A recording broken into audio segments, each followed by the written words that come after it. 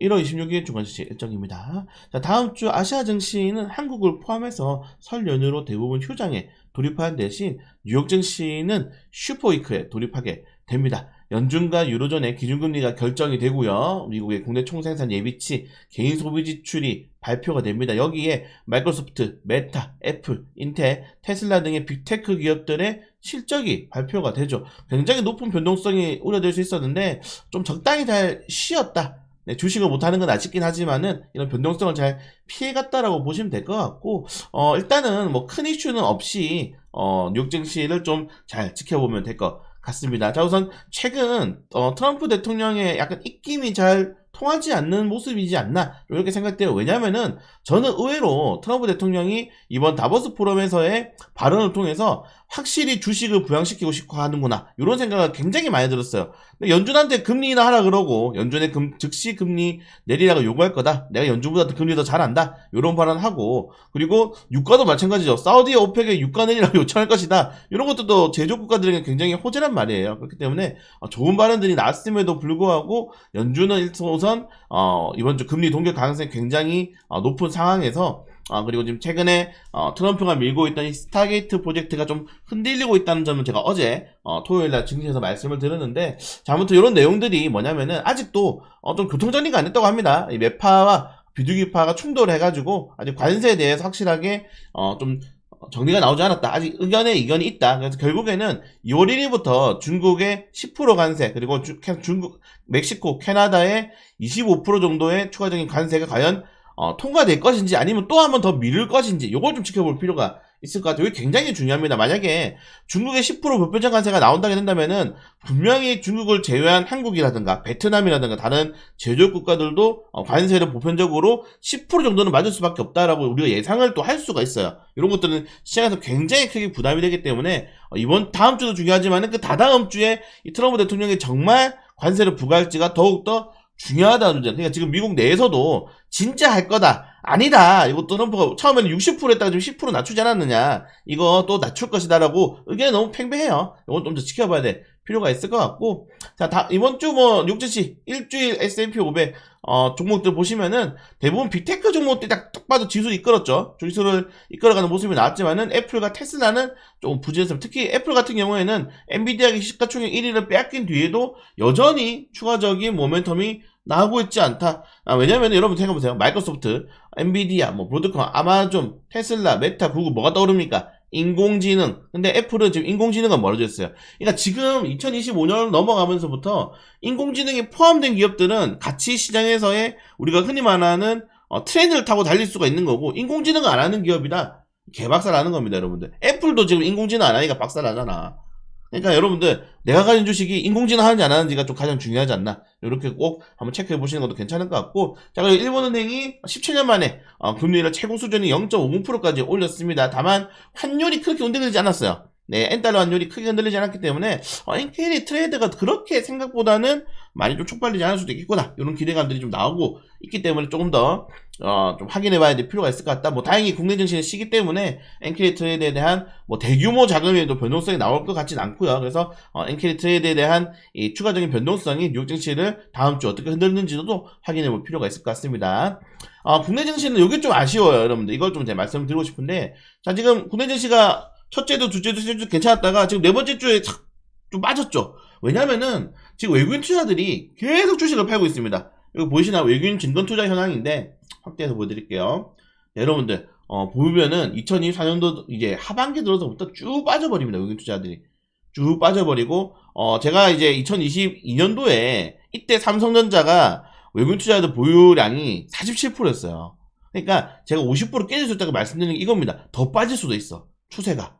외국인 투자자들이 꼭 국내 시장에 그렇게 자금들이 많이 있지, 막 너무 많이 있었던 게 사실은 2020년도 초반이고 4년도에 초반이고, 원래는 외국인 투자자들도 자금 한번 크게 뺄 때가 있다. 저는 이번에 아마 그게 나올 수 있지 않나. 그렇게 되면은 당분간 증시 시장 같은 경우에는 계속 코스피가 2250 고점 구간대를 형성할 수 있다. 요걸 여러분들 확인을 하셔야 됩니다. 그리고 좀 다른 내용인데, 이 HBM 반도체에 대한 이 시장의 전망치가 SK하이닉스 유리하게 가잖아요. 그러면은 결국 이 HBM 반도체에 대한 경쟁력에 대한 기업들 간의 경쟁 구도가 되기 때문에 SK하이닉스를 사는 날에는 삼성이 떨어지고 삼성을 사는 날에는 SK하이닉스가 오르고 이렇게 돼버리는 겁니다. 웃기게 얘들이 시가총액이 온통 퍼지잖아. 그러니까 시장이 지수가 같이 올라갈 수가 없는 거예요. 지금은 삼성과 SK하이닉스가. 그래서 결론적으로는 외국인 투자자들이 그래도 국내 시장의 비중을 어느 정도 유지를 해야 되기 때문에 이탈하다 들어올 텐데 그 들어오는 것도 우리나라 모든 증시를 다 끌고 가는 게 아니고 선별적인 매수가 들어올 가능성이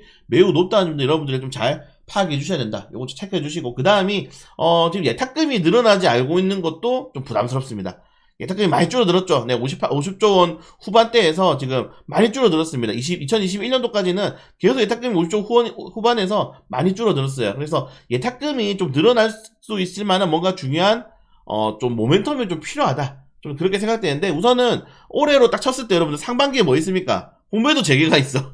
이거는 개인 투자자들이 그렇게 좋아하는 단어는 아니죠. 그래서 사실은 공매도가 재개될 때 외국인 투자자들이 오히려 시장에서 수급이 들어오는지를 더 보시는 게 맞을 수 있다. 그래서 지금 우리나라 같은 경우에는 결국 개인 투자자들은 한계가 있어요. 개인 투자자들은 대형주를 이끌어가지 못하고 그리고 투자가 분산되기 때문에 특정 업종들을 이끌어가지 못합니다. 어쩔 수 없이 외국인 투자자들의 매매 포지셔닝이 더욱더 중요해지고 있다. 이렇게 좀 보시면 될 것 같아요. 그래서 좀 아쉬운 게 외국인 투자자들이 이번 주에 워낙에 주식을 국내 주식을 많이 팔았기 때문에 좀 시장이 부진할 수밖에 없다는 점입니다. 그냥 아직도 외국인 투자자들 비중은 여전히 높잖아요. 네, 여전히 높다라고 말씀을 드리고 싶습니다.